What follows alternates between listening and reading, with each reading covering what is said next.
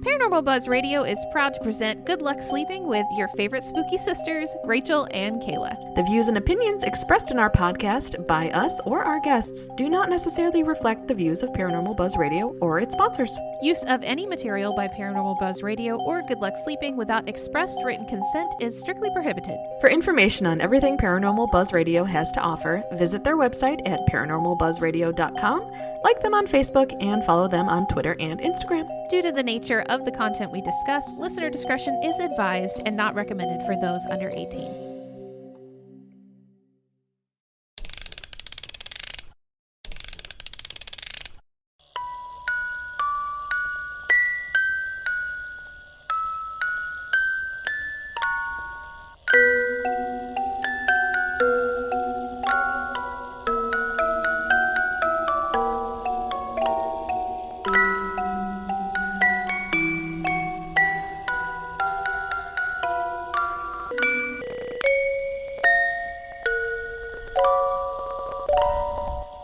Hello, spooky soulmates. We have got an episode that both Kaila and I are just so excited about. Yeah, we were kind of going a different direction when we started, and then we're like, "Hey, I think we should do this." And I was like, "Yes, I agree." And as we were doing, I agree. What's that from? And we kept texting. I'm so excited, dude. I'm so excited. So, not that we're excited about the negative aspects of the topics. No, like it sucks that this happened, but we're excited to talk about it. Yeah, because it is just fascinating. It is really interesting. So we'll keep you on the edge of your seats a little bit. We're not going to tell you what it is yet. Because we have to just catch up a little bit. Yes, absolutely. How's your week? Well, actually, it's been a month, dude. Yeah. We last recorded at the beginning of July, and here it is, August 1st. Yeah, July. Can you believe? Oh my God. Do you know what's a month away? July. No, what's a month away? I'm just making fun of the way that you said July. What's a month away? The launch of our new season. I was like, not Halloween. Oh my God. No. The Spooky Sisters launch. Whoop whoop. Obviously, you guys will have already experienced several episodes before this one, but yes, man, we are so excited to officially be back because we're not officially back yet. It is so hard recording these and being like, I don't know when they're going to hear this, but we're going to talk about this. And it's like May. I know. Well, the date today, just so you guys are aware, is August 1st. Which, as far as I'm concerned, is the beginning of spooky season. That's right. It's fall. Yes. I want to go to all the stores and look at all of the Halloween stuff because the world is finally in tune with my thinking. Yeah, it's already out. Like, Target has some stuff out. Kohl's has a lot of stuff out. Well, supposedly Michael's is going to be having like some amazing witchy decor, and I'm super excited. And not like corny witches, but like a crescent flower wreath, and like, I don't know, it just looked really, really cool. I kind of want to have it for all year round. We should go shopping. I agree. I'm always on board for shopping. I've started dressing like Stevie Nicks. It's my new aesthetic. Is that what the aesthetic is? Yes. I wasn't sure. I hear you. I'm just calling, you want your freedom. I'm just so glad that you feel good in your skin today. I do feel good in my skin today. I'm always having to slap her and be like, "You're fucking beautiful. Shut up." And I'm always like, "I'm a troll." Yeah. Oh. Okay, but back to what we've been up to. I have actually been you've been gallivanting around. Yeah, jetting around the world. Well, not around the world. Around the US. In a car. Well, in a plane. Oh, you did go in a plane. That's right. Yeah. So I went to Reno for a work trip. Reno is brown. Yes, they don't get a lot of rain there, I've heard. No, it's like a desert. It's desert scenery. It's beautiful because Reno is surrounded by mountains. It's gorgeous. Yeah. But it is very, very dry and brown. Is it like the red mud mountains, not like the green tree mountains there? Correct. Okay. Yeah, that's how New Mexico was. It's beautiful out there. Yeah, it's not red. I mean, that's a lie. So it's not like Arizona, New Mexico, kind of like red hills, like the red stone. Okay. It's just brown. Okay. Okay, cool. But, still very pretty. It's just fascinating because I've never been out west before. Yeah. It's kind of a shock to the system because we're so humid here in Georgia. Yes. And then you go out there and your hair's like standing on end because it doesn't know how to comprehend the lack of humidity. No. And like, I thought, this is so vain, but I thought that like I would have really good hair days out there because no, it's the opposite. Static. Yeah. And my hair, like if I like slept in braids and took it out so I would have wavy hair the next day, they'd be gone by midday. Really? Apparently humidity kind of like keeps that. Well, yeah, because if bounce. you straighten your hair here and you walk out in the humidity, it curls and waves. So that makes sense. Yeah. Well, okay. Better hair days in Georgia. Yeah. But then we went to Myrtle Beach, which I'm not a beach person. She was like, I hate this. I hate this so much. I love my family and I love spending time with them, but I hate the beach. I hate the beach. I think it's really pretty to look at the water, but I don't want to step in the sand. I don't want to put sunscreen on that's sticky so that when you walk into the sand, it just like collects all over your body. Yeah. And then like if you've just shaved, your legs burn when you step into the salt water. Yeah. It's and the like worst. Also, the water in Myrtle Beach is like brown. It's murky. It's brown. I've just been to brown places. And anyway, so I was thinking in my head, because I'm terrified of deep water and sharks, that a shark was just going to like come and eat me and I would have no clue because it would be swimming in dark, murky water and I would How just deep never did see you it. go? I went up to like my neck. Really? That's brave. Yeah, for the kids. I did that once and somebody spotted a fin right behind me and that was the last time. Are you serious? I had like, okay, so, I'm like swimming to the shore, trying not to make a ruckus because, if they see your feet going, they think you're a seal or whatever. Yeah. So I'm like, doggy paddling my way to shore and everybody's just left me for dead out in the water. And I had no idea where this fin was. I had not seen it. I just heard someone say fin. And so I'm like picturing this thing just like jaws open coming for me, and I'm just like, get me out of this water. Is my worst nightmare. How old were you? I was 14 or 15. I haven't gone that deep since. That's what she said.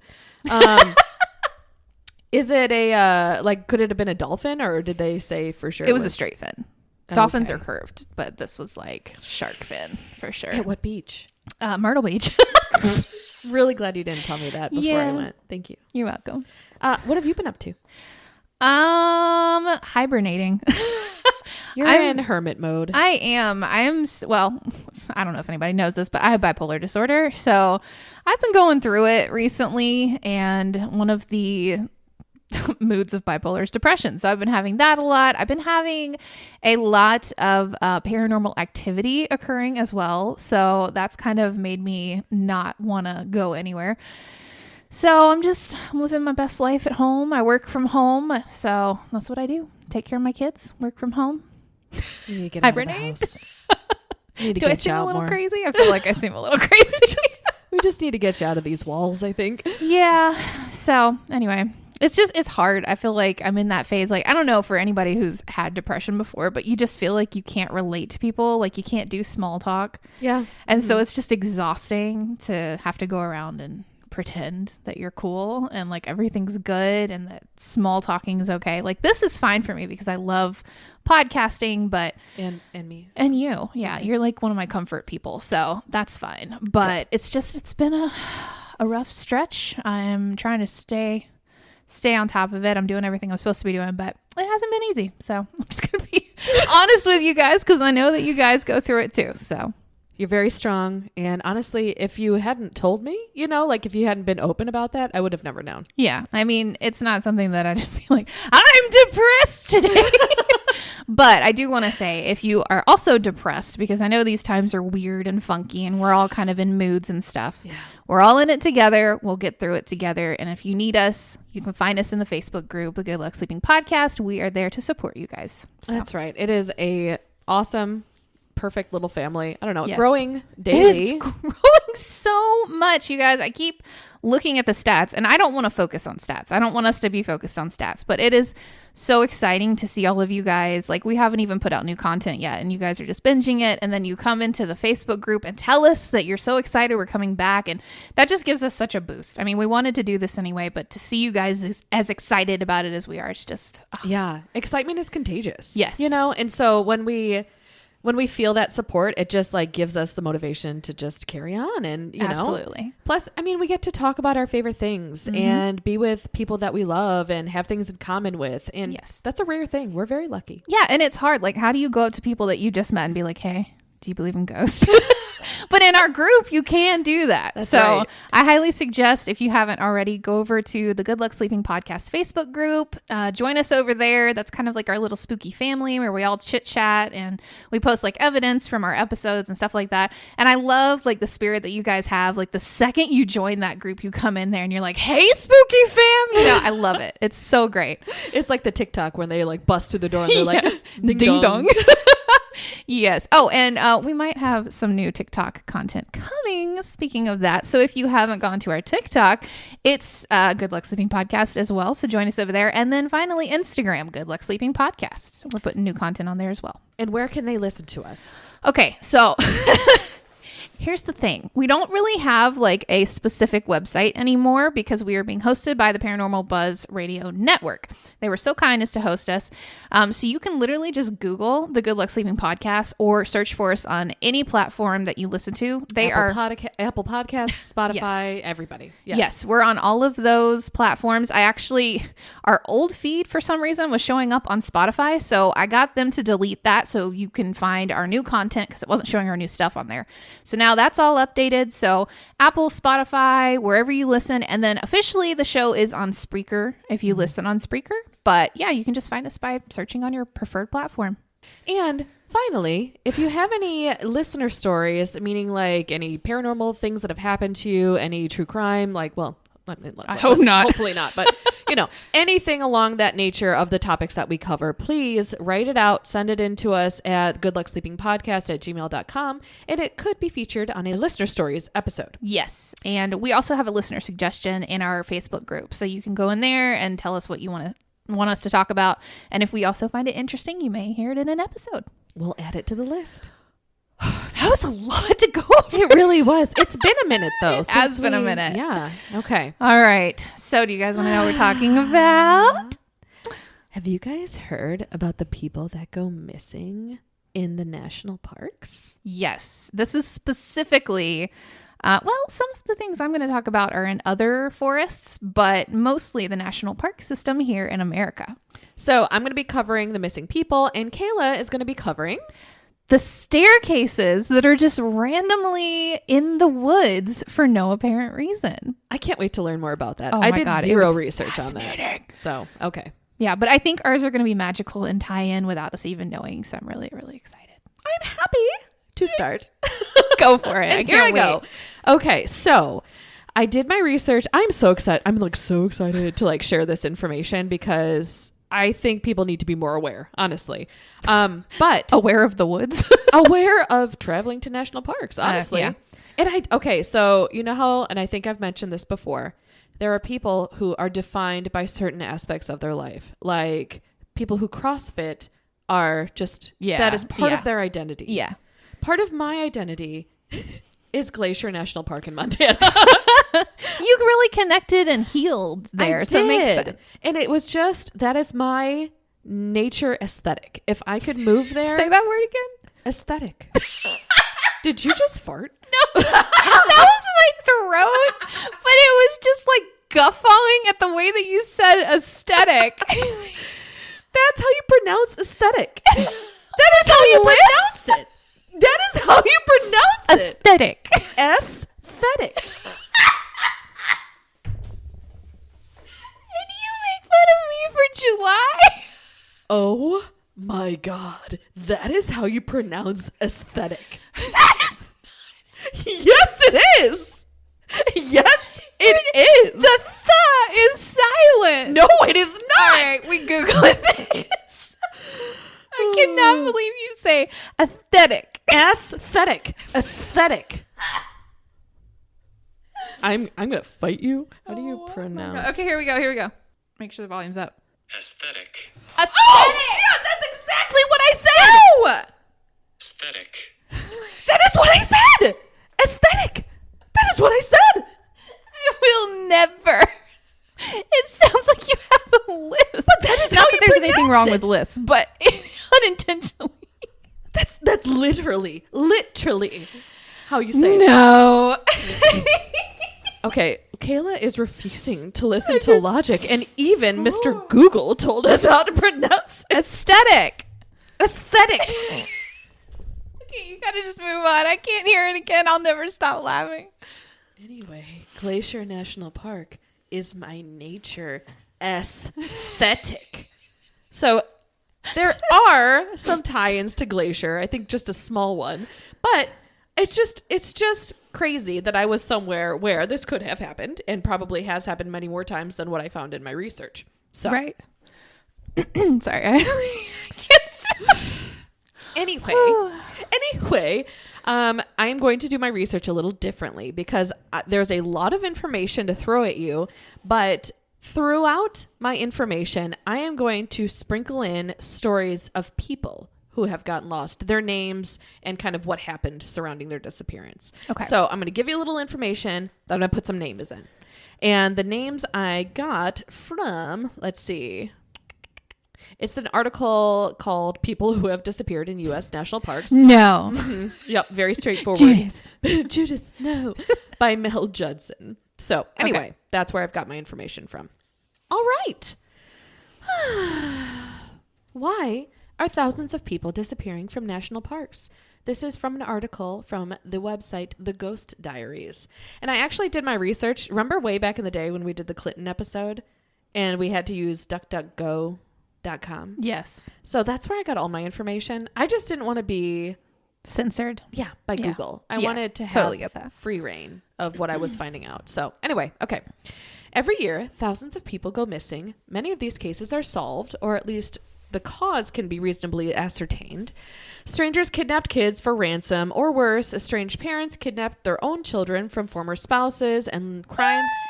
Well, I mean, these are just like normal things that could happen. Oh, like crimes. Sad that's crimes normal. lead to disappearances of a clearly criminal nature, so not paranormal. Okay. Then there are cases that are truly inexplicable, like the ones detailed in Paul Ide's book Missing 411, and the 3 volumes published since.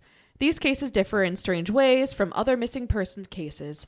They are happening in remote areas of national parks, monuments, and forests, and federal agencies are not keeping track or sharing information. Yes, that's actually something that I learned. It's very, very hush-hush. Mm-hmm. They don't want this getting out. Hence not using Google for my information. Yeah. All right, some names. Joshua Jacobson. In July 31st, 2015, the search for 39-year-old Joshua Jacobson of Laurel, Nebraska, was officially suspended by park rangers. He supposedly entered Badlands National Park on July 12th, and on September 15th, a body was found in a ravine that was positively identified as Jacobson. Dang. Morgan Heimer. On June 2nd, 2015, Morgan disappeared from the Grand Canyon. Park rangers began a search for the 22-year-old, but after 6 days, they had not been able to find him. Heimer was a guide on Grand Canyon River rafting trips. Okay, now. So he was he familiar. Knew what was going on. Yeah. Okay, back to my information. All of the cases that are meticulously documented in the books have happened in 52 clearly defined geographic clusters. The Rocky Mountains and Sierra Pacific Range are 2 areas where cases are concentrated. Colorado, Michigan, Georgia, and Arkansas are other hotspots.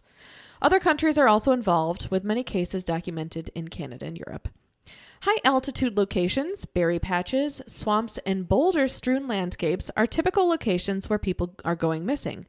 Many of the victims are physically fit, well-equipped with outdoor gear, and even hunting weapons, and are familiar from the area with which they disappear from. A large number of cases involve people who vanish suddenly while hiking or camping with family and friends. Like suddenly, like we're there one minute, gone the next. More people. Bruce Pike. Bruce Pike was a 47-year-old man from Wyoming. He disappeared from Yellowstone National Park in August 2006. Pike's disappearance launched a major search, but all that was discovered by rangers was his abandoned vehicle. Pike was rumored to have vanished near the Indian Creek campground. Another person. Patrick T. Whalen. In November 2000, 33-year-old Patrick Whalen went missing from Glacier National Park.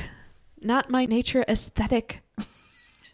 The Colorado man vanished on the east side of the park, and his personal belongings and car were found at a campground nearby. He has not been found. A large percentage of victims whose bodies are found are missing their shoes and socks, even though they went missing in cold weather, where being shoeless could lead to a death sentence in itself. The shoes are seldom found. The majority of victims are male, mentally handicapped in some way, or, on the opposite spectrum, in the genius intellectual range. Bodies are also found at higher elevations than where they were last seen alive, defying explanations as to how they could have gotten to such an inaccessible place. In one case, a physician went hiking to a winter cabin with friends. They had all been there before and were in excellent physical condition and equipped with snow gear. The missing man vanished after going ahead on the trail a short distance and then was found 2 weeks later, miles away, hundreds of feet higher in elevation than where he was last seen, in a steep ravine with all of his snow gear and emergency equipment and provisions unused, and his shoes were nowhere to be found. 2 more people. Michael Dahl. He mysteriously vanished in Yosemite National Park on March 23, 2015. A few days later, he was found by a family from Santa Rosa, California. He was alive but barely injured. Drake Kramer. In February 2015, 21-year-old Drake of Texas disappeared. He told his father he was taking a solo trip to the Grand Canyon National Park in Arizona and needed to be back with Mother Nature. That was the last time his father ever saw him, and Kramer has been missing ever since. In another case, a girl went on a horseback camping trip to a remote lake in Yosemite National Park with a large group of others, including her father. Shortly after arriving, the others watched as she walked a short distance away into a small patch of trees and then suddenly vanished. Search and rescue teams came in to quickly search for her, but even with bloodhounds, they could not even find a trace. Paul Eid says that he can rule out some causes. He believes that it is not serial killers, and he carefully excludes any case that could have a simple explanation. Like, oh, so this is the book that details a lot of missing people. So it was back in the Missing 411, I think it's called. Anyway. Missing 401. Yeah. Is it 401? 411. 411. Okay, so he excludes any case that could have a simple explanation, like suicide or accidental drowning. Others are suggesting causes ranging from Bigfoot abductions to aliens to wild men living secretly in the forests, consuming human flesh. Many people who, I'll get back to that. Oh, I was going to suggest staircase portals. Oh, well, I can't wait to hear more. Many people who have followed up on Paul Eid's research suspect that a Bigfoot or similar cryptoid creature is abducting humans in the wilderness, perhaps as a food source. While the bodies that are recovered are not eaten or dismembered, the cause of death cannot usually be determined during an autopsy, leaving some wondering if these creatures live on fear itself. All right, a couple more. Catherine Truett. In January 2015, Catherine Truett of Alameda, California, vanished at Point Reyes National Park. Several searches were conducted, but they turned up nothing. Friends and family say that Truett loved the 70,000-acre national park, specifically its beach, which is where it is believed she disappeared. 2 other women went missing from the same area around the same time. So that particular instance could be like a serial killer type of a thing. Well, and there was the National Forest serial killer, Gary Hilton, that we've talked about. Right. In season that was 1. Closer to us, right? Yeah, I grew up right next to him. That's right. Okay. Another man, Gregory Muck. In 2014, 46-year-old man from Santa Cruz, California, went hiking in Kings Canyon National Park and never made it out alive. The National Park Service officially announced that Gregory Muck, a 6-foot-tall hiker, was missing and launched a search with over 40 people. Muck's body was found 1 week later. Wow. Okay. Bigfoot. Others think it's not like Bigfoot or, another type of cryptid, but they think it could actually be alien beings. Okay. And that these unfortunate people are falling into some kind of time warp and entering another dimension.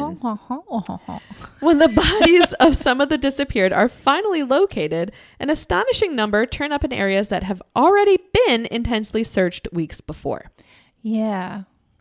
Sorry, okay. I came across that a little bit. I was trying not to look at anything that had missing people, but yeah. So the time warp thing, it makes a little bit more sense because, again, a lot of these people turn up, like if they are found, they're found at places that they wouldn't have been able to hike to under normal conditions, and their conditions were they were tired, they're lost, how would they have delirious there? Sometimes, so physically impossible. Correct. So it would almost be literally impossible for them to get there. Right. So, a time warp kind of a situation could be happening. A few more people. Stuart Isaac was a 48-year-old from Maryland. He disappeared in Yellowstone National Park in Wyoming. The last time anyone ever saw him was September 2010, and subsequently a major search was launched at Yellowstone. Park rangers and other officers searched the area, but all they found was Isaac's 2009 Lexus sedan. Samuel Bolek was an 8-year-old boy on the autism spectrum from Portland, Oregon. He was with his family in Crater Lake National Park when he disappeared from their sight. In October 2006, Oregon State Police launched major investigations to find the boy. Without any luck, authorities eventually called off the search. His family continued to look, but ultimately held a memorial service in Bolek's honor, even though no body had been found. All right, to wrap up this particular research, increasing numbers of private individuals and authors are taking an interest in these disturbing vanishing persons cases. Paulides and other retired law enforcement and search and rescue personnel have created a website where case reports, maps, and victims' names are posted and regularly updated. Oh, wow. So they're taking it under their own, hands to do the research, to put it up there for people because, again, the government is a little bit hush-hush on this. Yes. Even more disturbing than the many cases already documented is the fact that since publication of Missing 411 book in 2012, there have been an increase in the number of these vanishing persons cases. Some wonder if whoever or whatever is responsible for abducting these people is watching and responding as people get closer to solving the mystery.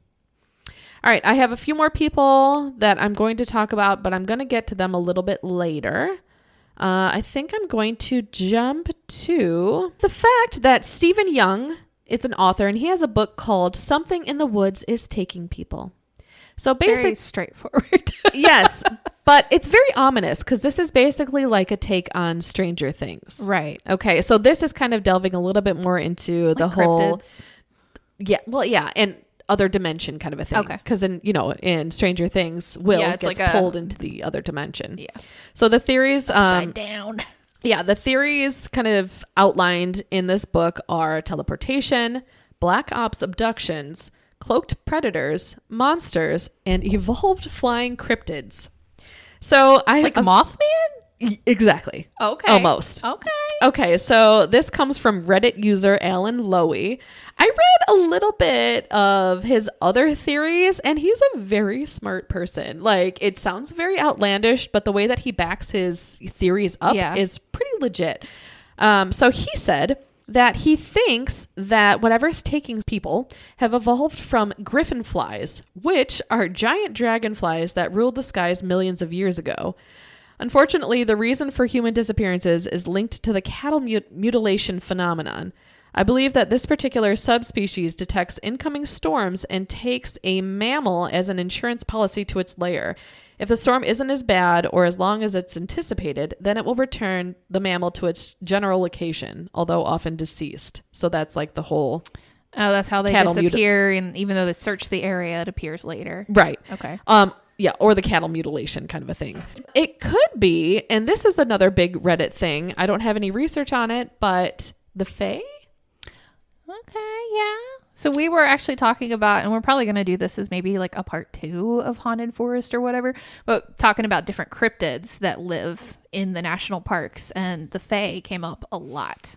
Yeah, that was one that I had dismissed just kind of in general for a really long time. It's been popping up a lot though. Yeah. And I just don't know how they could, like, they're tiny. Are they though? Like, and apparently if you offend them, it's like a really big no-no. Maybe. So could be the Fae. I don't know. So anyway, going back to like what these Reddit people had talked about. So I was watching TikTok and I couldn't find it again. I don't think I liked it. And if you don't like something on TikTok, it's just gone forever. Yeah. But it was of a girl who had gone to a national park, I believe in the northwest kind of an area. So Washington, Oregon is what she had said. She was with her mom. Okay. And they went out on a day hike and ended up kind of coming through the forest out onto the like banks of a lake. Okay. And what she had said was that she was kind of just soaking it in. Like her mom had kind of wandered off a little bit. She was kind of meditating, just looking at the water. And she hears something to her left. And when she looked over, there was something that she explained looked kind of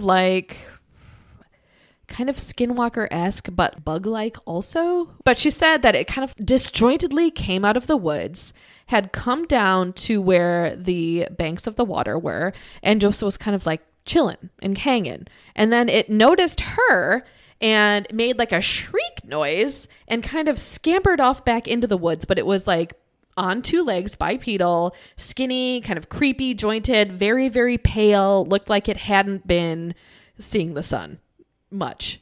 So where are people's cameras doing all of this? Well, and I think she'd said something like, I wish I had the wherewithal to like get my camera out, but you're just so shocked in the moment that you can only like do the whole fight or flight kind of thing. And I don't know. Like what's going to happen. Right. Okay. So another bit of information is that apparently, possibly, the national forests were created to contain cryptids. Have you heard this theory? I touched on it, but I haven't researched it, so I'm excited. Yeah. So after becoming president in 1901, Roosevelt used his authority to establish 150 national forests. Yeah, so he created the park system then. He did, but he was also a believer in mysterious things. Yes, he was very familiar with the paranormal. Yes. He was actually my favorite president. We talked about him on, I don't remember what episode we talked about it. I think it was the Bigfoot one because maybe he does believe in Bigfoot. So he was an avid outdoorsman, and some say he discussed Bigfoot freely when given the chance. And on one of his hunting expeditions in this primeval landscape, Roosevelt heard an anecdote that stood out to him from one of the usual tales on the trail. Roosevelt had studied the flora and fauna of the West, but had never heard of a creature as strange as the one at the center of this tale. It was told by a grizzled, weather-beaten old mountain hunter named Bauman, who was born and raised all of his life on the frontier. I think I talked about this in the other episode. I don't remember it. So Roosevelt relayed in his memoir, he talked all about this, and he said that the man must have believed what he said, for he could hardly suppress a shudder at certain points of the tale. So anyway, a lot of people are saying on, social media is where I'm kind of seeing this pop up, that the national parks are dangerous. They are vast areas of land that are now protected. You can't really get to the isolated places without week hikes, so they're keeping whatever is at the center at bay. And that's why so many people do go missing, is because they come upon these things that are supposed to be isolated from us. Well, and I feel like if they were like, you guys can't go in here, people would just break in. Exactly. They're going to be like, why? Hordes. Yeah. So it's best that they kind of let people in a few numbers, but maybe like establish guidelines, like don't go to this area, it's dangerous, you got to pay for this area, like that kind of thing, to kind of deter people. Right. Makes sense. So you never know. It's a theory, but I mean, makes a little bit of sense. I wish that we could get a peek at the president's secret book. Oh, me too. I know, that would be fascinating. I bet it's in there. So I have a list of what cryptids national parks are known for. Oh, okay. Bigfoot is all national parks. He's my guy, and he's just everywhere. Even if he's killing people? I think they're wrong on that one. I don't believe that. So he's all national parks, but notably Olympic National Park in Washington is a Bigfoot sighted area. Aliens are known for being around the Grand Sand Dunes National Park. Spearfinger is at the Great Smoky Mountains National Park. And Spearfinger is kind of like the Sanderson sisters from Hocus Pocus. She's a witch known for coveting delicious youth. Originating as Cherokee lore, she is also called something, which translates to Spearfinger, referring to her long dagger-like stone finger. According to legend, she would disguise herself as a feeble old woman to lure children close and then use her spear finger, sharp as an obsidian knife, to steal their livers. Anyway, okay. Paranormal activity is found at Mammoth Cave National Park. I have so much desire to go there and go spelunking. Yeah. I mean, not me, but I love caving. It's so much fun. I don't like being in caves. It feels very claustrophobic. So I love it. That's great. Maybe we can find another spooky soulmate to go on that adventure with you. So with Mammoth Cave, before the caves were a tourist attraction, they were used by Native Americans for thousands of years. Ancient artifacts and petroglyphs have been discovered in the cave, many of them 4,000 to 2,000 years old. And the caves have been called the most haunted natural wonder in the world. The cave's mystery, along with its sheer size, has fueled legends and explorations for centuries.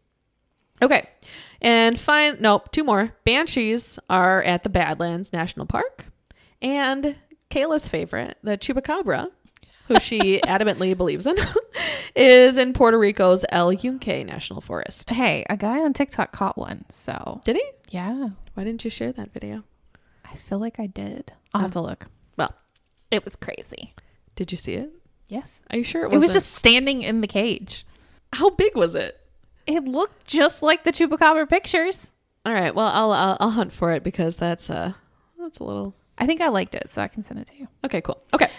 My final theory is that the national forests are home to feral people. So like cannibals? Yeah, it could not be paranormal at all in nature. It could just be wild people. And there was an article again that said that exact thing. Are the national forests home to feral people? By Kyle and Olivia Brady. All my articles are just very straightforward in their naming, which really is very convenient for me. Okay. So it's pretty short here, but in late January and early February of 2021, videos and theories about feral people in national parks and wilderness areas started exploding on the short form video platform TikTok. TikTok has done wonders for the paranormal community. It really has. It's just brought a lot of, I don't know, normalcy. Information. Yeah. And acceptance to the weird things of the world. You said normalcy. I said information, but both are right. And I want to make sure everybody hears it. Okay, it's unclear exactly where it all began. However, on January 25th, a user named Ariel, which is at the Present Believer, posted a video about a strange experience she had in the Big Bend area. In her video, she claims that she was camping with her husband and daughter in Big Bend National Park. Later, on their 5th day, they stayed the night at a lodge in the basin and hung out on the patio. At one point, they heard multiple people screaming off into the distance, and then a woman screamed, "We're gonna die!" Ariel claimed that the blood-curdling screaming went on. Finally, she just heard a woman's voice saying, "I love you, just know that." She also allegedly heard a child screaming, "Mommy," and other voices saying, "Help," and "Call a ranger." Ariel said they immediately called the police and a park ranger, but they found nothing. She explained that they asked about the family the next day, but none of the park ranger employees knew what she was talking about, or they just claimed that they had no idea. Yeah. After Ariel's video, other TikTok users started posting their own stories and theories about bizarre happenings in the wilderness. So, who knows? That's crazy. It makes me, I still want to explore all the national parks, but I definitely have a little bit of a heightened sense of... Just don't go by yourself. ...reserve about it. Yeah. I don't have to worry because I'm not in shape. So they don't take fat people.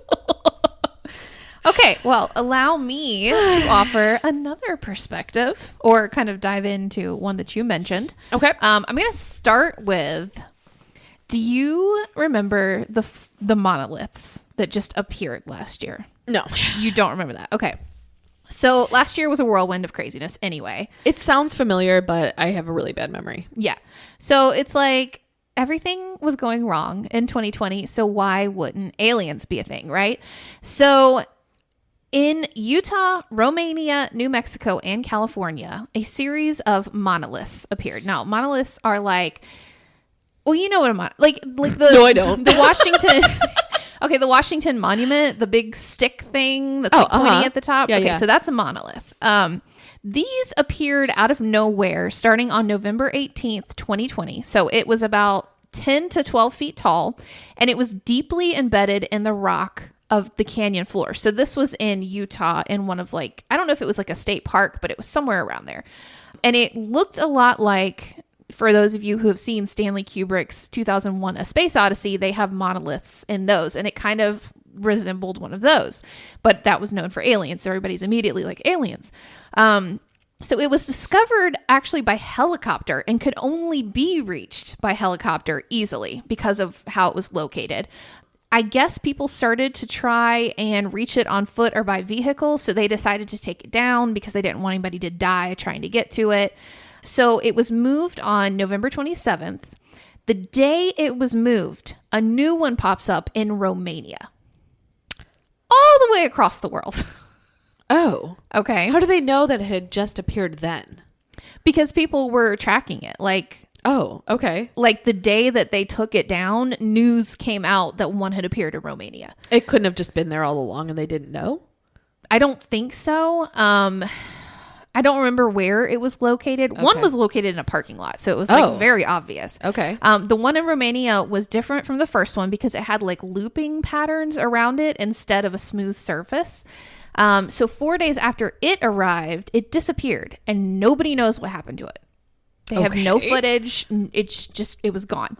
The day it disappeared, one pops up in California at the top of a hiking trail. It was similar to the others, a little skinnier, and it wasn't like rooted in the ground, so it was easily toppled over. On December 3rd, some dudes live streamed themselves knocking it over while chanting, "Christ is King, America forever." What? And put a cross in its place to show the aliens that they meant business. I hate people sometimes. I know. The next day, December 4th, it was back.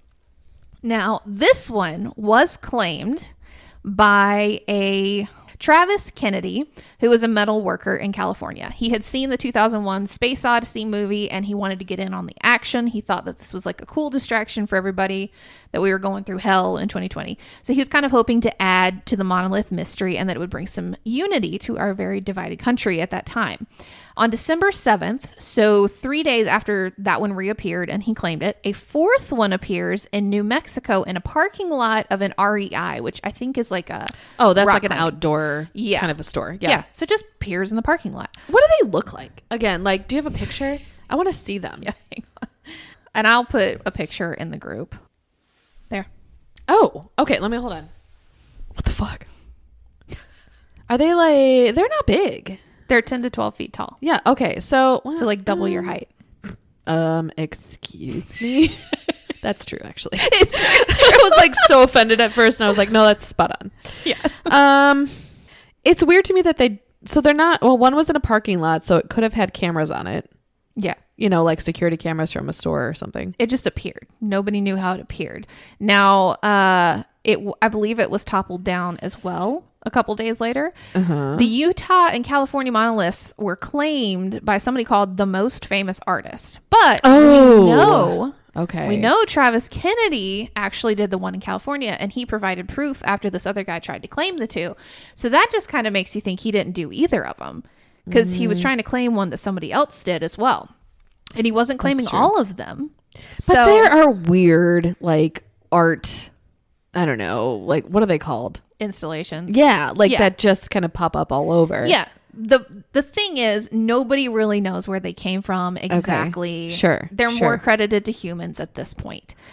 This one especially. Look at this one. It has some like symbols on it. Yeah, I don't think that one's real. Oh, okay. Sorry. Okay, I'll listen again. That one's edited. So about this time, I started hearing about staircases appearing in the national parks. And I was like, come again? Like, what? Yeah, when you told me about this at first, I was like, what the fuck? It doesn't sound familiar at all. Like, yeah, what is happening? Yeah. And I've actually been to a lot of national parks in Georgia, the state parks, because my granddad was actually like the head of the state parks here, specifically in Georgia. I didn't know that. Yeah. Okay. So I never really saw anything creepy, but it's just the ones in Georgia. So I found on medium.com, a Renee Rose wrote an article called, once again, very straightforward, "Isolated staircases are being found in national forests." I like when they just give it to us straight. Yes. Okay. So they found them in at least 7 countries, including the US and Germany. And there is absolutely no explanation. So search and rescue rangers are reportedly told to never go near them, never acknowledge them, and never walk up them.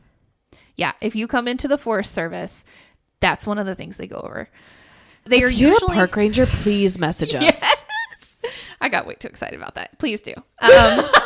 So they are usually deep within the woods. Like we're talking 30 to 40 miles. There is no way that you could plausibly carry the stuff to build these. Okay. They're all different. They've been made from stone, concrete, wood, iron. It's as if you cut the stairs out of your home and just place them in the middle of the woods. Some even have clean carpet on them. The thing that's so strange about these is they're all completely clean of vegetation, animal carcasses, animal poop, any kind of nastiness. They're completely cleaned off. But nobody's taking care of them that we know of. Nobody's supposed to touch them. Exactly. And very few people have touched them because when you get near them, so you might think, okay, it's a staircase. Maybe this was like a settler's home and the rest of the home just kind of fell apart. There is nothing. There's nothing else of a home around it. Like in Georgia, there's just fireplaces, chimneys that are just everywhere. Yeah, but you can see kind of like other bricks or things that might... No, these are just as if you cut out a staircase and put it in the woods. There's nothing else around it. Some have even been found upside down. Oh, that kind of defy gravity? Yes. Oh. People don't understand how most of these are even standing. They're not braced on anything. They just go up. Some of them you can see the top. Others are beyond the treetop canopy, and you have no idea where they go. So, they're never made of the same thing. They're never the same height. Some are upside down. The one consistent thing is that anyone who has gone near them feels a very strange sense of discomfort and oppression, and that they should not be anywhere near them. It's like, leave. You're not welcome here. Do not touch these stairs. I would. Oh, I got chills. I would walk up those stairs. I know you would. I probably would too. I would walk up those stairs. I don't know. It'd be hard to tell if I would until I got up to it. I'd probably be yanking your ass down. I'd be like, let's find out what happens. What's at the top? So the staircases, they're never marked or acknowledged on a map because nobody wants them to go near them, because in these areas, there's almost always someone who's gone missing. Oh. Dun, dun, dun. So do the staircases stay, or like will they disappear? Okay, well, I'll get to that in a second. Oh, so let's talk about the theories about them first. Okay. So one theory is that they're left behind from ancient settlers. Maybe some of them have just been strong enough to withstand the rot. But again, there's never any part of a house left or proof of someone having lived there. These are national parks. So it's not like once that system was put into place, people have not been allowed to... Nobody settles in them. Yeah, you're not allowed to. Like, it's illegal to try to live on that land. Number 2, they aren't stairs, but rather a pulpit for a preacher of dark intended gatherings. So maybe like for sacrifices or some sort of satanic gathering. They don't know. But there's nothing around them. No, there's never any like altars or anything like that. It's literally just the staircase. So I don't think that was the truth. What I do think is number 3, they're staircases to another dimension or even hell. The fact that very few have ever been used because of the very unwelcoming feeling they get, it kind of seems like it's warding them off for some reason, right? Mm-hmm. So I found a 5-year-old Reddit thread. Now, some people have said that this thread is a hoax. It was in the no sleep thing, but this guy said that he was a ranger and he wrote it as if it was like really real to him. There were missing people, so I could always go back and I didn't know if you were going to cover any of them, so I didn't want to like talk about it, but just like verify these missing people. He was talking about some very famous missing cases, so I tend to believe that it's the truth, but y'all can, take it as you want. He posted his experiences. He spoke of missing people and the staircases and how they almost seemed intertwined. So let me read a little bit from that. Okay, so one of his entries, he said, "My buddy has been a search and rescue officer for about 7 years. He started when he was a junior in college, and he had a very similar experience when he first encountered the stairs." So this guy has seen the stairs himself, and it's very common that all the rangers know about them, but it's just you don't go near them. Mm-hmm. His trainer told him almost the same thing mine did, which was never go near, never touch, and never ascend them. For the first year, he did just that. But apparently, his curiosity got the better of him, like someone I know. I don't know who you're talking about. And on one call, he broke away from the line and went to go check a set of them out. He said they were about 10 miles from the path where a teenage girl had vanished, and the dogs were following a scent. He was on his own, lagging behind the main group, when he saw a set of stairs off to his left. They looked like they were from a new house because the carpeting was pristine and white.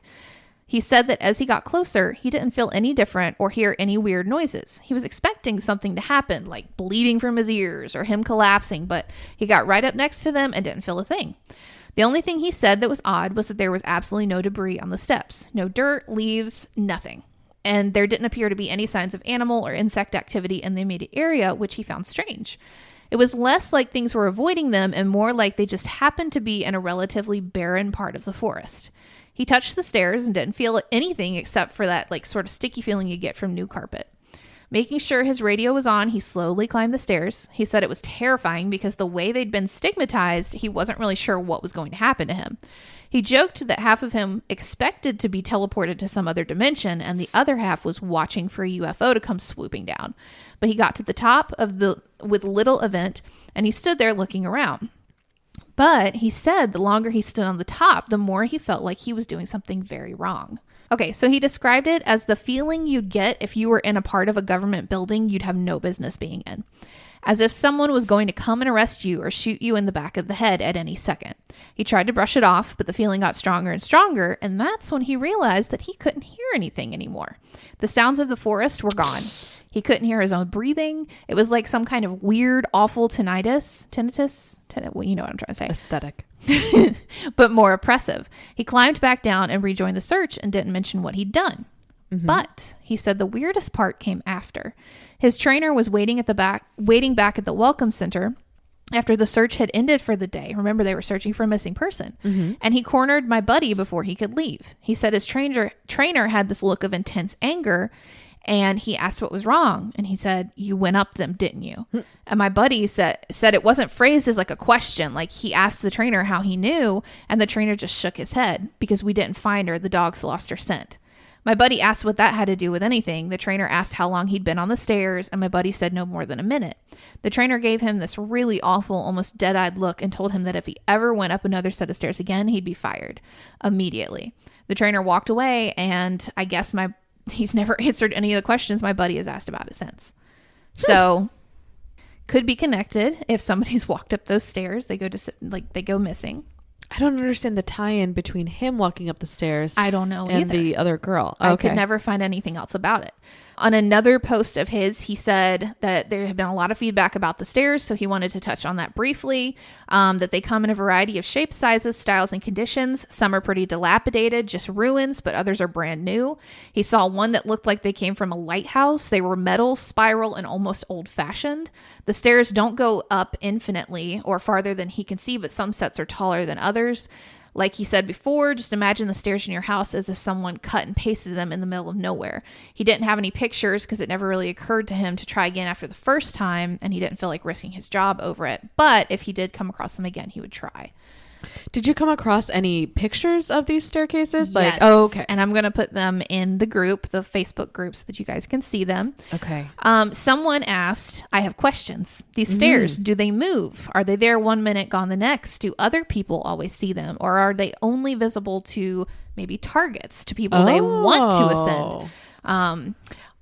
Or kind of like a lure, like, hey, here's a warm bed or something to kind of surrender to. What I'm getting at are these stairs definitely sound like the work of the it. Oh, what? I don't know. A cave or door might be scary to enter, but stairs is kind of a perfect lure for the search and rescue mindset. Perhaps the vision of stairs are perfectly tailored to what's on your frame of mind. If only I could find some higher ground to spot that lost kid. If only I had a ladder or a blank, blank, blank. See what I mean? Google the it. I didn't Google what is the yeah, what's the it? I even put it in quotes, like the it in quotes and then paranormal after it and still didn't see anything. Maybe it's just like the boogeyman or a shadow, like, you know, just kind of like cryptids in general that they were referencing. I'm not sure. Or It Follows. Oh yeah, that was so creepy. Okay, so he did like several installments of this because he was kind of updating as time went on. And he said one of the vets at the training ops read No Sleep and he had recognized this guy's stories. So he said he knows me really well and we've swapped some stories before. He asked if he could share something he'd noticed about the stairs and some thoughts that he had. So he said, I'm really glad you decided to share these. I think it's important that people be aware of what's out there, especially since the Forest Service is doing such a good job at covering it all up. I asked him what he meant. And he said, what do you mean? What do I mean? The lack of any kind of media attention, no coverage of missing kids or bodies found miles from where they got lost in the first place. He talked about David Paulides. Is that the same guy? Oh, yeah. Uh-huh. Paulides or whatever. Yeah. Missing 411. That he hit this right on the head. The Forest Service is doing everything they can to keep people coming here, even if it isn't safe. I mean, to be fair, it's not like these things happen every day, but the numbers do add up and it's worth looking into, especially the stairs. I was surprised you didn't mention the flipped ones, and I didn't know what he had been talking about because at that time, this guy had never encountered those. Mm-hmm. He said, dude, I can't believe you've been on this long, I guess on the Forest Service this long without having seen them. No one ever told you about them. And I shrugged and asked him to elaborate. And he said, well, there's the normal stairs, the ones that pop up when we're out of ways. I know you know about them, but sometimes I've run across ones that are flipped upside down. I guess it would be like if you had a dollhouse and the stairs were a separate piece. Now take that, flip it upside down so the top step is stuck in the dirt and put it out in the woods. They're like that. I don't see them as often, but they're odd to say the least. Makes me think of footage taken after a tornado when houses are all blown apart and random things are left standing, like chimneys and garden walls. Those ones freak me out more than the normal ones because I can't really write those off as easily. I don't scare very easily like most of us who work out here, but that idea has stuck with me and it bothers me. Interesting. Okay, so this was the last thing that he had mentioned about the stairs that I found really interesting. So he said, people ask me about the stairs now. It doesn't happen every day, but when it does happen, I never really know what to say. My bosses know someone's talking about them, and I'm sure that if they know, the higher-ups know, and I can tell you that they are not happy about it. I've been formally told that I am not to speak a word about them to anyone anymore, which is part of the reason this has to be my final update. I can't risk my job for this. As much as it's been wonderful to get a lot of these things off my mind, I still do love my work, and I need to be out here. If anything, my being aware of what's really going on is enough reason to stick it out. I may not be able to tell people that they're out there, but if I see them, I can direct traffic away to somewhere safer. And that was the last time that he updated. Yeah. So who knows? It could be, I mean, he could be dramatizing the situation, but he didn't seem like he wanted attention. It was just like hey, this is out here and be aware. And he was talking more about missing people. The stairs just kind of came into it. Right. So where are some of these stairs? Yes. Let's see. There's several famous stairs across the world. There's some in Cambodia, Italy, USA. You asked, do the stairs move? Yes. There is one staircase called the Vanishing Staircase. Let me find. Aptly named. Yes. All right. So it was discovered in the 1940s, and I got my information from historicmysteries.com. Okay. So it says it came from a man who claimed to work with the CDC as an infectious disease specialist. He said that in the 40s, after the Roswell crash, there were reports of animal mutilations that had surfaced. Okay, that came from mine too. Okay. I talked about animal mutilations. Yeah, the cow mutilations. The CDC was called in to assist in the investigation, which was supposed to last only 1 or 2 weeks, but in fact lasted 6 months. During that time, various people working in the field reported weird stairs that were giving off some type of frequency. They stationed their campsite about 30 meters away from the stairs and spent the night, but when they woke up, the stairs had moved. On the ground where the staircase had been was a dark black spot that appeared burnt. Next 2 days, the staircase reappeared, but it was 50 meters away. They decided to do some readings and tried to sample part of the staircase, but the wood structure staircase was harder than steel. None of it could be chipped off for sampling, and although the investigators determined that the stairs emitted a frequency, they could not figure out why or who was receiving it. 6 days later, the stairs vanished, and they did not find them again. Oh, I don't know. This has like an alien feel to it. Right? Okay, so then there was this girl, before I go on about the famous ones, there was a girl who actually came across them. She's just like a normal person. She has a website called travelila.com, and she kind of talks about her encounter with the stairs. I don't think she is an English speaker first because this is kind of written weird, so I'll try to like make it sound as normal as possible. So she said, it was just a week ago when we all went on a trip to an isolated forest. We had planned to do camping at the site and exploring so that I could talk about the place and share, anything that I'd found. After reaching it, we set up the tents and everything and thought of wandering. We were all laughing and enjoying our vacation mode, clicking pictures, talking, walking without any fear. Every group has that person that like over exaggerates things. Okay, so everybody has like a friend that over exaggerates things. Their friend was named Roy, and we were all heading north and decided that we would stay together, but Roy, as usual, went ahead, and we weren't really worried about him until we heard him scream. We hurriedly went in the direction he went, and when we got there, he was sitting on a staircase holding his foot. We were surprised, not because he was sitting there holding his foot like a 5-year-old kid, but because there was a staircase in the woods that led to nowhere. As we were going near the stairs, we started to feel strange. It was like the staircases were hypnotizing us. Mm-hmm. We were drawn towards it. Usually this happens when you see something mesmerizing, but the stairs that were in front of us were older than ruins. As we were going to step on the staircase, Roy pulled us back and said, "Let's go." We tried to ask him why, but he started to turn his tape recorder on. "I want to go back. Let's go." And he was continuously whining about the scratch he got. So we didn't have any other option than to just leave. Roy was ruining it for everybody. So the whole day he acted strange, and she said, wasn't quite like anything they'd ever seen. We had not seen him act like this. It was kind of making us concerned as he carried on, and they wanted to know like what had happened. all because of these creepy, mysterious stairs in the woods. We asked him about his weird behavior, and he said he felt some energy pulling him towards the stairs, and that was not at all normal. It looked more like paranormal activity, but he couldn't see anything except for the stairs. It was like all that was in his vision. I don't know how he hurt his foot. I don't know if that was on the stairs. She didn't talk about it. But that was just like a normal person encountering them. And I actually had a picture of her standing like on the bottom step. Oh. But nothing happened. She didn't go all the way up them. Okay, so some more of the famous ones. So we have the Vanishing Staircase. Then there is the Staircase of Missing Time in the Philippines. One of the earliest of all reports actually originated from the Philippines. Torkic is an experienced ranger, and he's often tasked with searching for missing people in the local jungles. This was something that occurs on a regular basis because the jungles and forests in the area tend to be dense and very difficult to safely navigate. So it was during one of these routine patrols that Torkic claimed that he found 2 staircases that led deep into the forest. Out of curiosity and to get a higher vantage point of the forest ahead of him, he decided to climb the stairs. The first staircase was a stone structure with decorative carvings on it. The second staircase looked more like something someone had put together with natural stones in the immediate area. Torkic did not see any sign of missing backpackers, but he did see a stray dog that appeared pretty vicious. He hastened forward further up the stairs to avoid this dog. Unsuccessful, he finally returned to civilization. So I guess the dog left. He never found who was missing. So he went back to the town, and he was met with the news that was both unfortunate and baffling all at the same time. When he arrived at the ranger station, he learned that he had been fired from his job. What? Because from his perspective, he had been out for a number of hours. But according to the ranger station, he had been gone for 5 years. What? Yeah. What? Yeah. These are true stories. Like, these aren't people making this up. They're on legitimate websites. Oh my God. Yeah. Wow. So I wonder if that dog was in on it. Right? Kind of makes you wonder if it's like a hellhound. I Or was like just they call them like the thinking that. black dogs too. Yeah. Which are like, more stay vicious. on that staircase. Yeah. So Dude. crazy.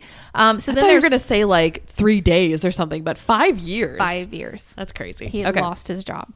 The ghostly staircase in Sweden. So there's another tale about a staircase in the woods that involves 2 Swedish students who were out hiking. Axel and Isaac had been traveling for miles and presumably hours when they came across a staircase that was in a clearing miles away from anywhere. They were both puzzled, but they couldn't agree about what to do. Axel wanted nothing at all to do with the stairs, so that would be me. While Isaac was much more daring. He wanted to climb them and did so. That would be you. The instant Yin to my yang. The instant he reached the top, both boys heard a blood-curdling, shrill scream that was sufficient enough to make them run away. Eventually, they stopped running and recovered their breath. That was when someone put a hand on Axel's shoulder. Assuming it to be Isaac, he glanced backwards, but Isaac was way behind him, much too far to be within arm's reach. Whoever or whatever was responsible for this touch, Axel said it felt ice cold. Then there's the Ranger's creepy stairs in the forest. Another account of abandoned stairs in the forest and national parks surfaced on Reddit. This report referenced a park ranger who was training another young rookie ranger in the intimate aspects of the job. I don't know what intimate aspects are. The ranger told the rookie about his own experience when he and another man had found a lone staircase in the woods. They thought it was weird. Nonetheless, the man climbed to the top and held out his hand to grab the branch of a tree. At that moment, something cut his hand clean off. Wait, what? Yeah. Whatever caused this was a mystery. The clean cut wound made him bleed profusely, and nobody could find his hand. What? A different ranger reported about a time when he saw a woman head up some similar stairs. She complained that something was wrong with her before she collapsed and died of an aneurysm. Okay. So the hand one makes me think of like him reaching into another dimension, and it's just like, yes. Yeah. His hand was in the other dimension. Kind of like lasered off. Yeah. You're in the wrong place, man. Your hand is mine now. Exactly. So then there was the Etruscan Pyramid of Bamarzo. That just rolls off the tongue so smoothly. It's somewhere in Italy, okay? So there's historically a number of ancient structures with staircases that appear to have been important from various people. Now, these 2 that I'm going to tell you about, they kind of have an idea of where they came from, maybe, but it's not like proven. Mm-hmm. So in Viterbo, Italy, the Etruscan Pyramid is a large stone megalith with stairs that led to a small platform at the top. It almost, and I have a picture of it, it almost looks like an Aztec kind of pyramid sort of thing. Let me see if I can find it.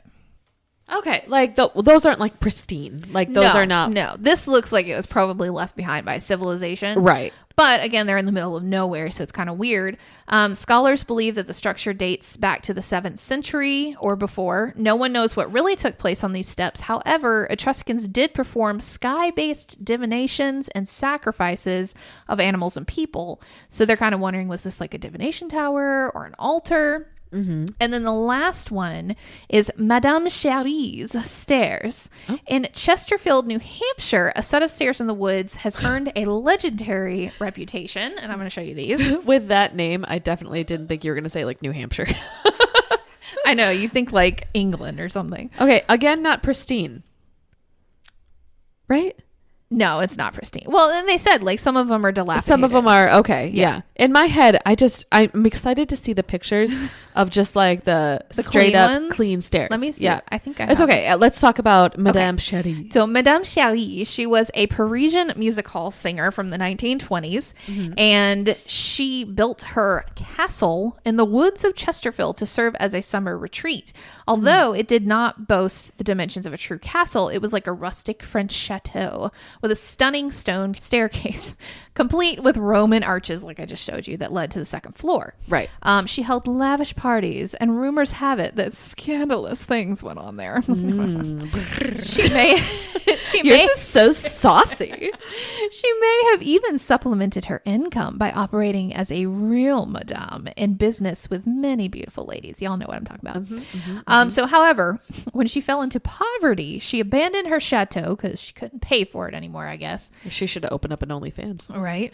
In 1962, the castle burned down, and today only the stairs and part of the foundation remain. Okay. So I wanted to kind of include those two as like evidence of, okay, we actually know how these two got here. Right. It makes sense. Yes. There's evidence. But again, you can tell that those were connected to something else. Now I'm going to show you some that weren't. Okay. Yeah. I'm excited to see these. So here's one.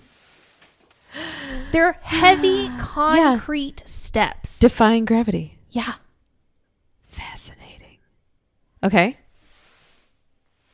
Show me more. Show me more. Now, okay, these were in an article. I don't know for sure that these are like staircases. Like this looks to me, I mean, it's very convincing, but it looks to me like it could be like taken out of a stock photo that's not really fitting. Let me see. Oh.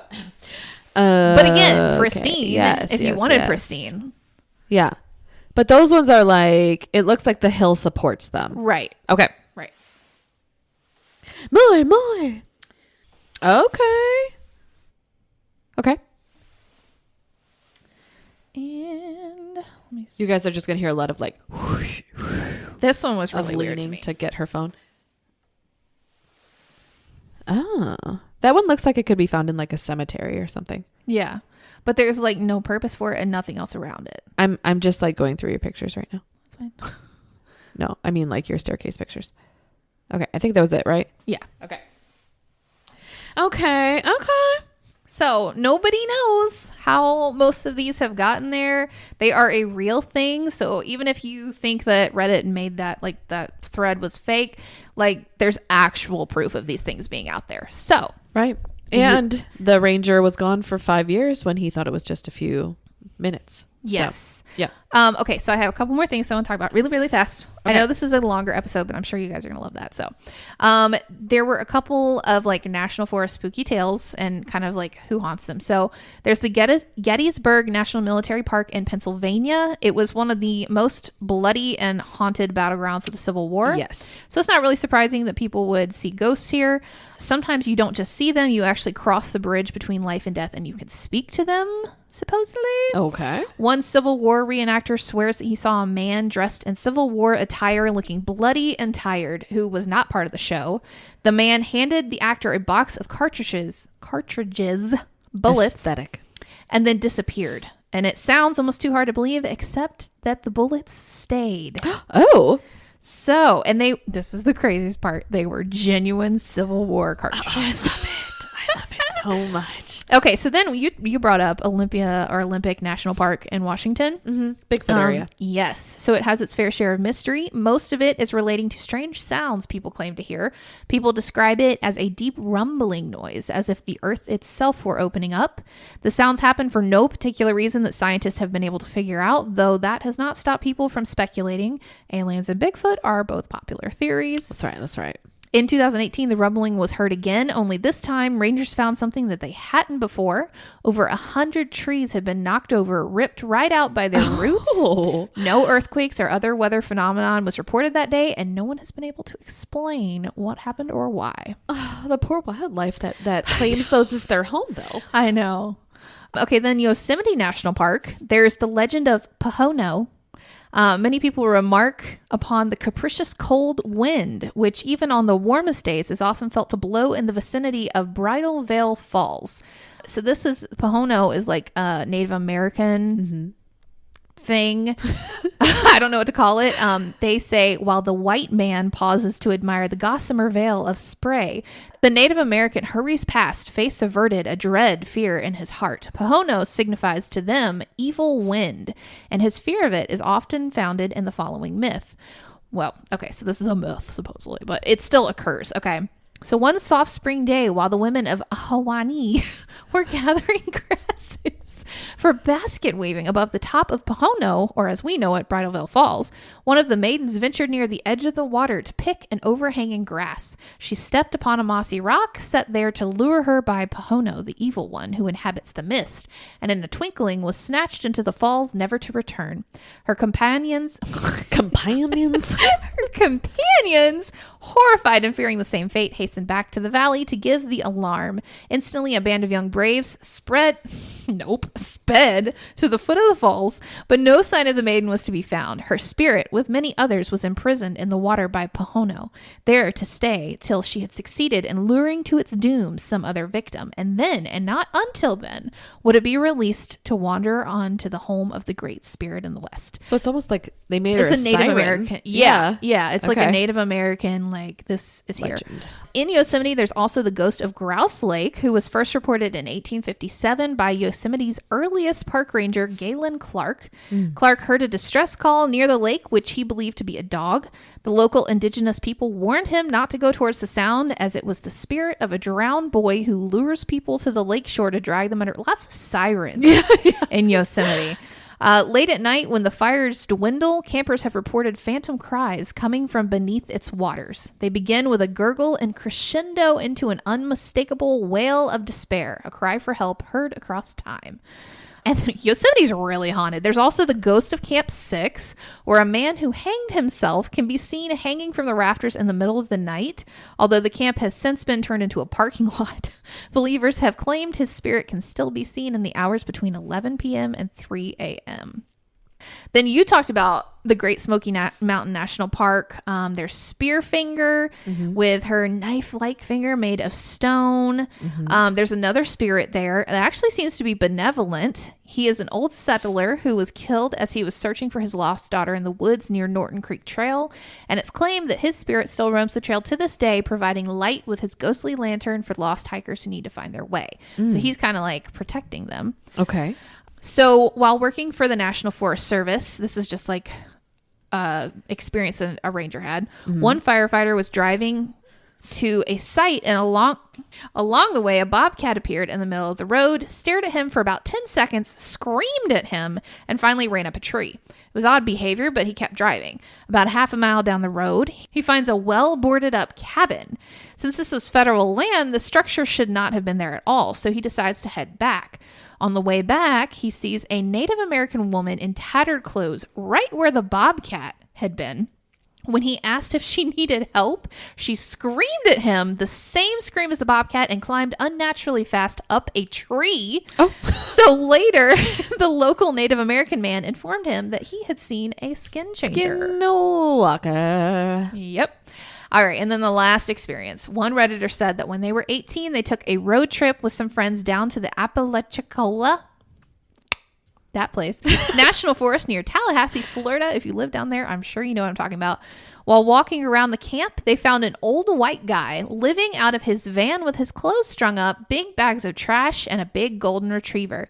They spoke with him for 10 minutes and then went on their way. Do you have any idea who it was? 2 months later, they saw the same old guy on television. Turns out the guy was Gary Michael Hilton, the serial killer, and he had killed a girl at the same campsite a couple days after they had left. Yikes. They called the police and were actually a huge part of the investigation, even flying down to testify. So I'm like, was she in the van? Because remember, he was at that campsite with her tied up in the van for a while. Yep. So that one wasn't paranormal, but true crime. And I was kind of like, oh my God. So anyway, there you go. Lots of information to digest, but yeah, definitely think twice about going to the National Forest Park. Again, I love the national parks. I just think they're beautiful. I mean, that's where I want to spend my time. You know, if I take a vacation, that's where I want to go. Maybe you're so drawn to them because you like the paranormal aspect. Like maybe you can sense them. Maybe. But I actually just read a book recently that was about it was a serial killer that was hunting people in the national park, like in a national park. It was fascinating. It was a really long book too, so it was fun to listen to like while I worked and got ready and stuff. But so anyway, that kind of spurred this episode for me also. So, all right. Yes. Well, you've been given a lot of information, but and a lot of warnings. A lot of warnings. If you come across a staircase in the woods, don't climb it. Heed them if you will. But yes. Well, good luck sleeping, friends. Good luck sleeping.